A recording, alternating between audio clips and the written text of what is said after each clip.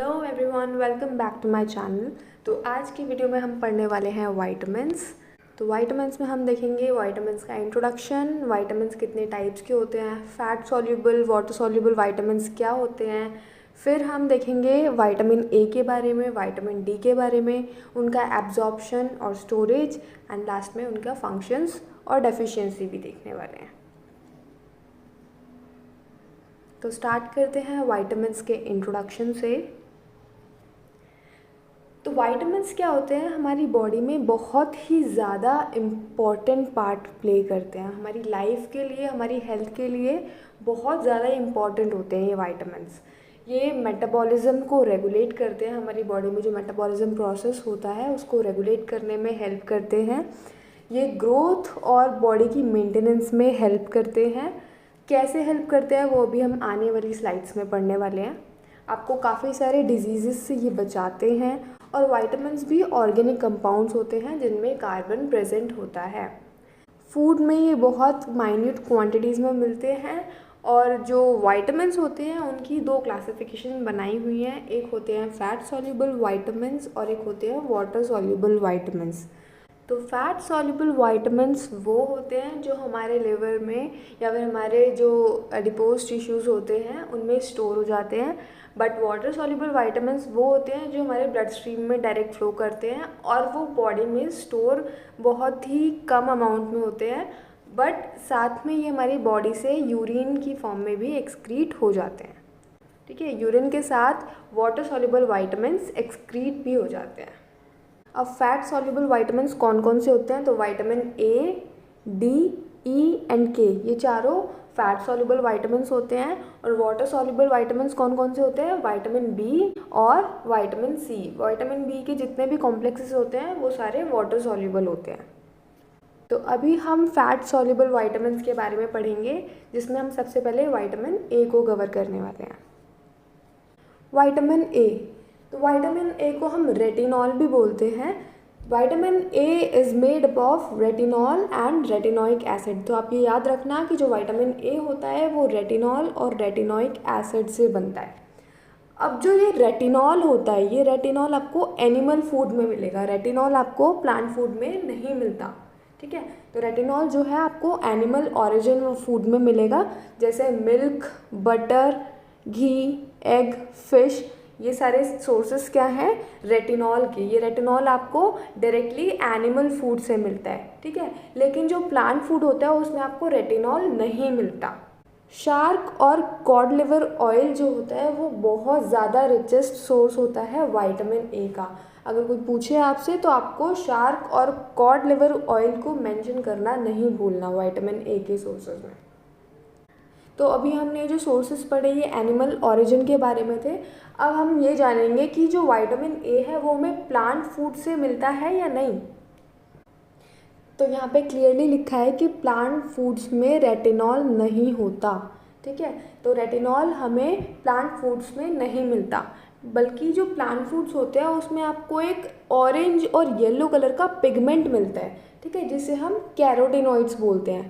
Carotenoids क्या होते हैं, वो एक विटामिन ए का प्रीकर्सर होता है। मतलब कैरोटीनॉइड्स ना हमारी बॉडी के अंदर जाके विटामिन ए में कन्वर्ट होता है। ऐसे हमें डायरेक्टली प्लांट से विटामिन ए नहीं मिलता। विटामिन ए अगर हमें प्लांट से चाहिए तो पहले कैरोटीनॉइड्स को बॉडी के अंदर आना पड़ेगा, फिर वो जाकर रेटिनॉल में या फिर विटामिन ए में कन्वर्ट होते हैं। तो carotenoids are converted into retinol in the body. फिर ये जो बीटा कैरोटीन लिखा है ये एक तरह का कैरोटीनॉइड है जो हमें प्लांट फूड से मिलता है। ठीक है, और जो चीज़ें, जिन चीज़ों में सबसे ज़्यादा बीटा कैरोटीन मिलता है वो होते हैं मैंगो, पपाया, येलो और ऑरेंज वेजिटेबल्स जैसे कैरेट हो गया, टमाटोज हो गए, पम्पकिन्स हो गए।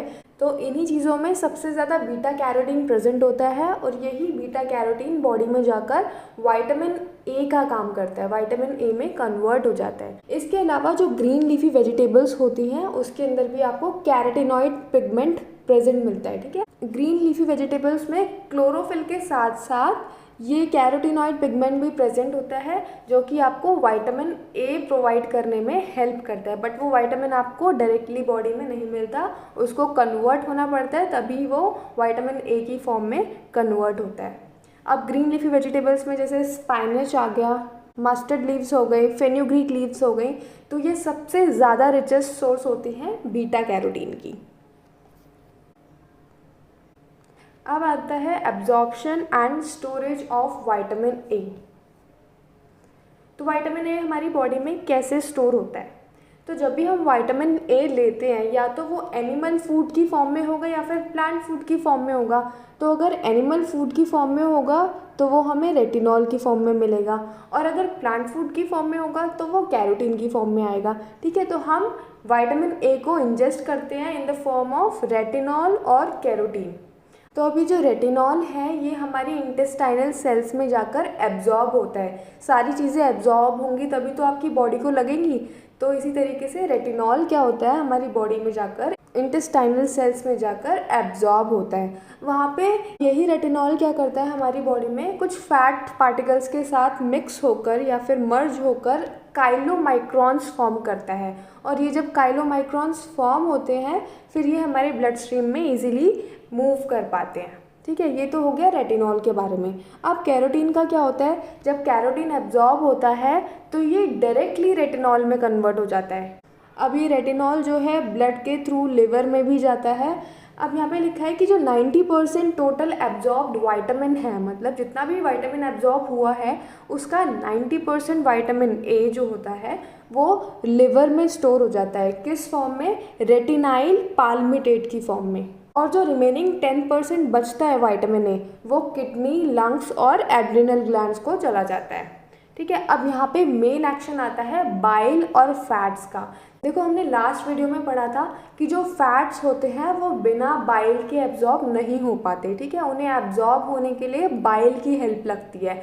उसी तरीके से जो विटामिन ए होते हैं वो बिना फैट्स के एब्जॉर्ब नहीं होंगे। तो एक तरीके से क्या है, जब विटामिन ए की एब्जॉर्प्शन है वो फैट्स पे डिपेंड कर रही है और जो फैट्स की एब्जॉर्प्शन है वो बाइल के ऊपर डिपेंड करती है।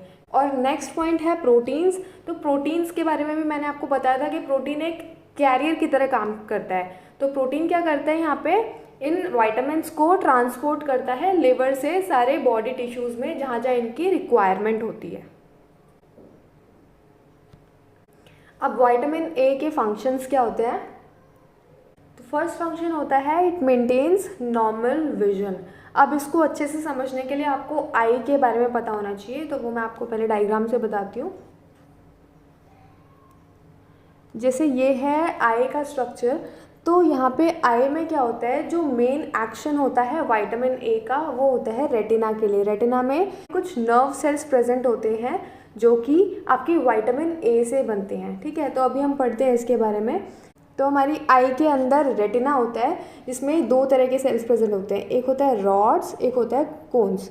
तो रेटिना क्या होता है, एक तरीके का लाइट सेंसिटिव एरिया होता है। ये एरिया पूरा लाइट सेंसिटिव होता है जहाँ पे सारे इमेजेस हमारे लेंस में फॉर्म होती हैं, वो इलेक्ट्रिकल इम्पल्स में कन्वर्ट हो जाती हैं। और जब वो इलेक्ट्रिकल इम्पल्स में कन्वर्ट हो जाती हैं तो वहाँ पे कुछ ये नर्व सेल्स प्रेजेंट है। ये जो नर्व सेल्स दिख रहे हैं आपको, ये नर्व सेल्स हैं। तो इन्हीं नर्व सेल्स का नाम रॉड्स और कोन्स हैं। तो जब ये नर्व सेल्स यहाँ पे होते हैं तो ये सारे इम्पल्सेस और इम्पल्सेस को ब्रेन की तरफ ले जाते हैं। देखो जो रॉड्स होते हैं वो डिम लाइट के लिए सेंसिटिव होते हैं, मतलब जब भी हम डिम लाइट में जाते हैं तो रॉड्स एक्टिवेट होते हैं, ये होते हैं डिम लाइट के लिए।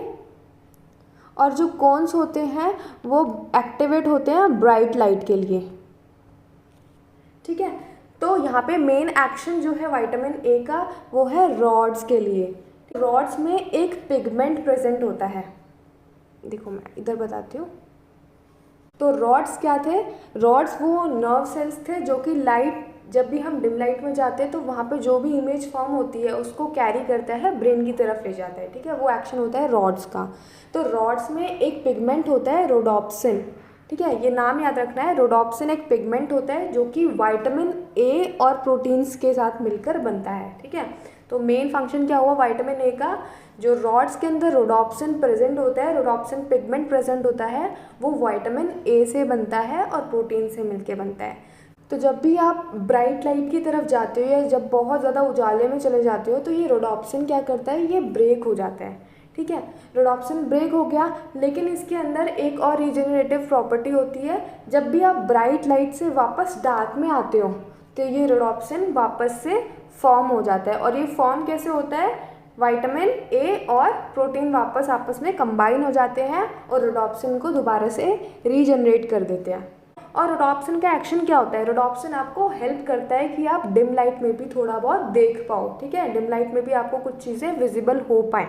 और ये आपकी विजुअल साइकिल को मेंटेन करता है। विजुअल साइकिल को कैसे मेंटेन कर रहा है, जो रोडोप्सिन है पहले ब्रेक हो रहा है, फिर जैसे ही वो अंधेरे में आते हैं तो वापस से रीजनरेट हो रहा है, तो उसी मेथड को हम बोलते हैं विजुअल साइकिल।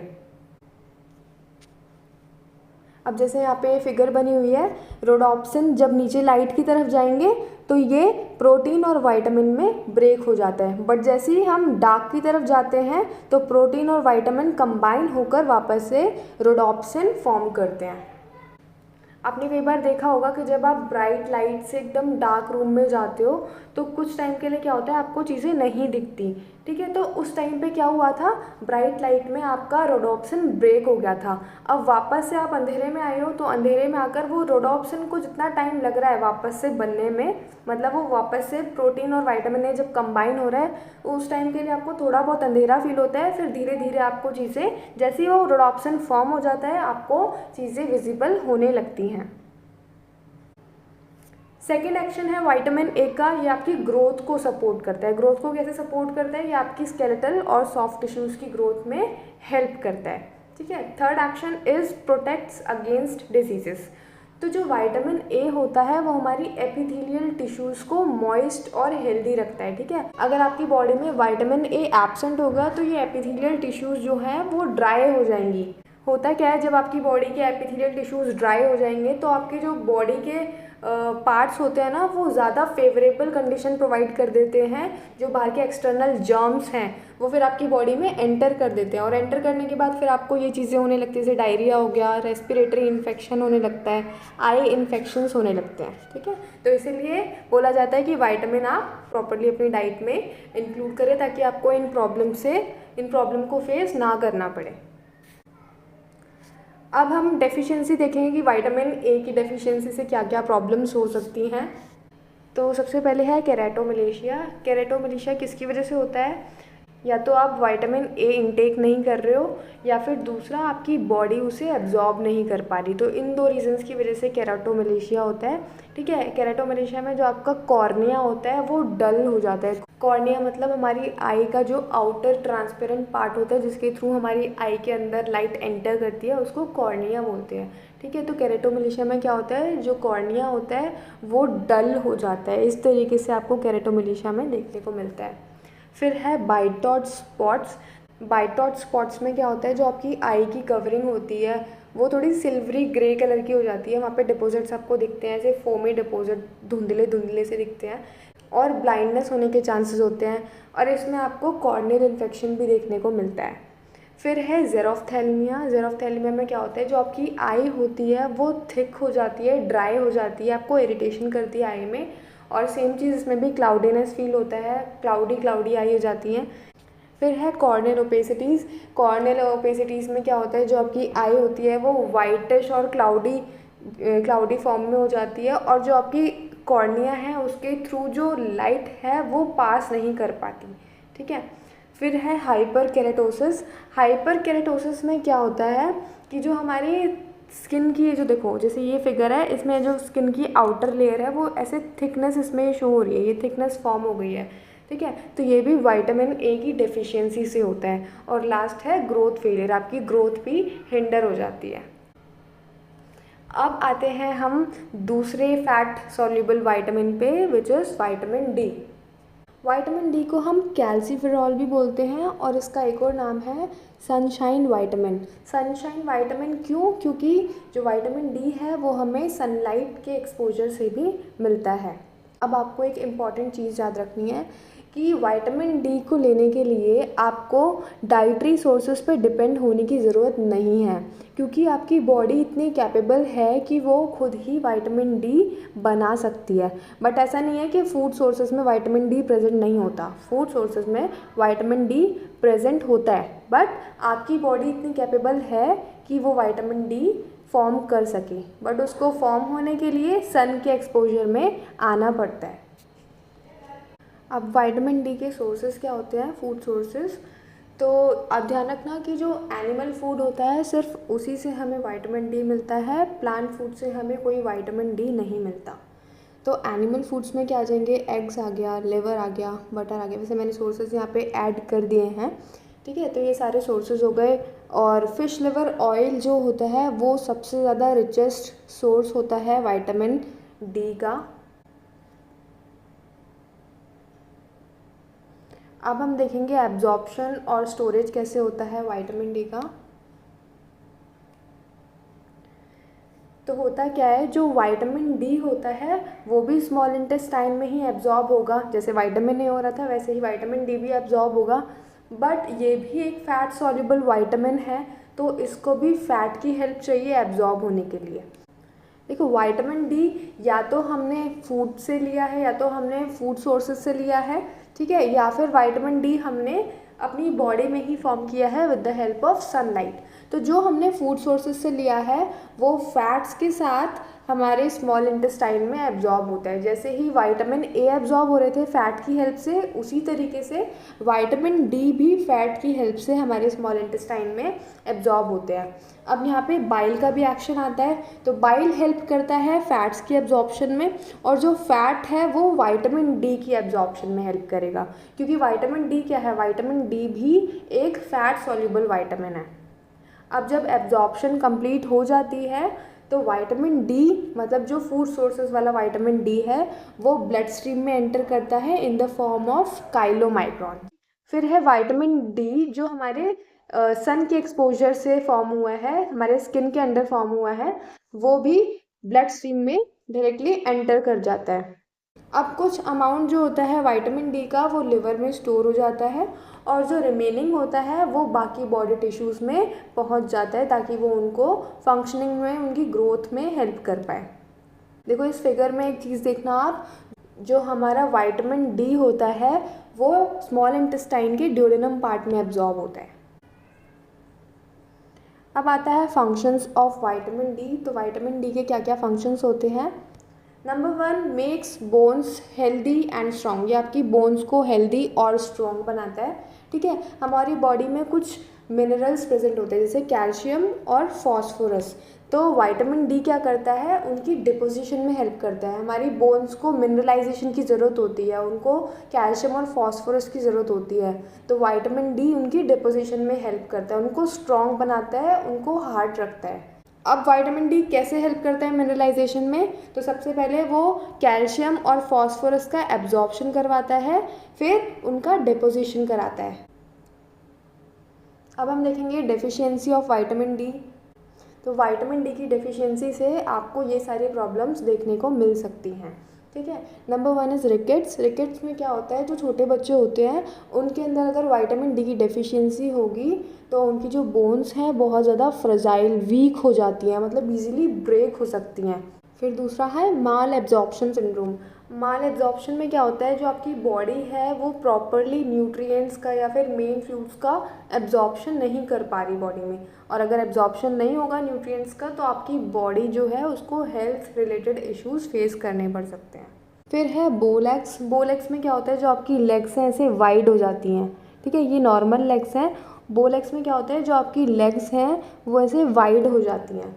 नॉकनीज़ में क्या होता है, नॉकनीज़ में जैसे ये दिखाया है इस फिगर में, आपकी जो लेग्स हैं वो नीज़ के पास से जुड़ जाती हैं और लोअर लेग सेपरेट हो जाता है बाहर की तरफ। फिर आपको स्पाइनल पेल्विक डिफॉर्मिटीज़ देखने को मिल सकती है, जैसे स्पाइन आपकी बैकबोन में प्रॉब्लम्स हो सकती हैं। फिर पेल्विक आपके लोअर लिम्ब एक्सट्रीमिटीज़ में प्रॉब्लम आ सकती हैं। फिर है ग्रोथ डिस्टर्बेंसेस, ग्रोथ को हैम्पर कर देता है।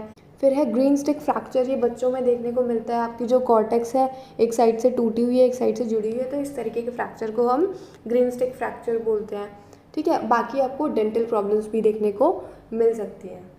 तो एक बार फटाफट से रिवीजन कर लेते हैं। वाइटामिन हमने पढ़ा था हमारी लाइफ में बहुत इंपॉर्टेंट पार्ट होते हैं, मेटाबॉलिज्म में हेल्प करते हैं, ग्रोथ और मेंटेनेंस में हेल्प करते हैं, हमें बहुत सारी डिजीज़ से बचाते हैं। वाइटामिन दो तरीके के होते हैं, फैट सॉल्युबल और वाटर सॉल्युबल वाइटामिन। अब वाइटामिन जो होता है, वाइटामिन ए जो होता है वो रेटिनॉल से और रेटिनोइक एसिड से मिलता है। ये सारे सोर्सेज हमने देखे थे।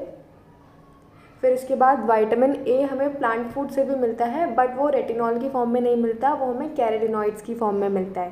कैरोटीनॉइड्स क्या है? एक तरह का येलो कलर का पिगमेंट है, येलो ऑरेंज पिगमेंट है, जो हमें प्लांट फूड से मिलता है। वो बॉडी में जाकर कन्वर्ट होता है रेटिनॉल में। फिर हमने देखा था एब्जॉर्प्शन वाइटामिन ए का। वाइटामिन ए का एब्जॉर्प्शन रेटिनॉल और कैरोटीन की फॉर्म में होता है, ठीक है। फिर ये हमारे इंटेस्टाइन सेल्स में जाके एब्जॉर्ब होते हैं। इनको एब्जॉर्ब होने के लिए फैट की हेल्प लगती है और फैट को हेल्प लगती है बाइल की। फिर ये ब्लड स्ट्रीम में चले जाते हैं और लिवर में स्टोर हो जाते हैं रेटिनाइल पाल्मिटेट की फॉर्म में, ठीक है।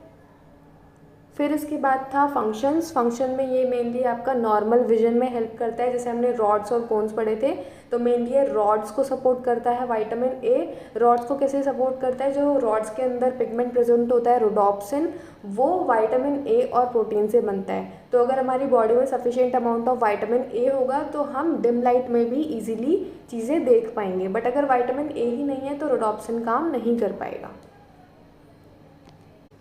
नेक्स्ट हमने देखा था कि आपकी बॉडी की ग्रोथ को सपोर्ट करता है। थर्ड पॉइंट इज़ ये आपको बहुत सारे डिजीज़ से बचाता है। फिर हमने देखा था वाइटामिन ए की डेफिशिएंसी, तो उसमें आगे जैसे नाइट ब्लाइंडनेस हो गया, केराटोमेलेशिया हो गया, ये सारे Bitot's spots, xerophthalmia, corneal opacities, hyper keratosis and growth failure. फिर हमने देखा था वाइटामिन डी क्या होता है। वाइटामिन डी को हम कैल्सीफेरॉल भी बोलते हैं। ये हमें सनलाइट से मिलता है। सनलाइट के थ्रू हमारी बॉडी में वाइटामिन डी का सिंथेसिस होता है। जिन फूड से हमें वाइटामिन डी मिलता है वो एनिमल सोर्सेज होते हैं, जैसे एग्स हो गए, लिवर हो गया, बटर हो गया, ठीक है। और मशरूम्स में भी आपको वाइटामिन डी मिलता है। फिर हमने देखा था एब्जॉर्प्शन कैसे होता है वाइटामिन डी का, तो सेम प्रोसेस इसमें भी था कि ये स्मॉल इंटेस्टाइन में जाके एब्जॉर्ब होता है। बाइल हेल्प करता है फैट को एब्जॉर्ब करने के लिए, और जो फैट है वो fat soluble vitamin, that is vitamin D को एब्जॉर्ब होने में हेल्प करता है। फिर जब एब्जॉर्प्शन हो जाता है तो वाइटामिन डी ब्लड स्ट्रीम में काइलोमाइक्रोन की फॉर्म में मूव करता है, और जो वाइटामिन डी है वो लिवर में स्टोर हो जाता है, और बाकी जो बचा हुआ है वो बॉडी के रिमेनिंग टिश्यूज़ में पहुंच जाता है। फिर हमने देखा था फंक्शंस ऑफ वाइटामिन डी।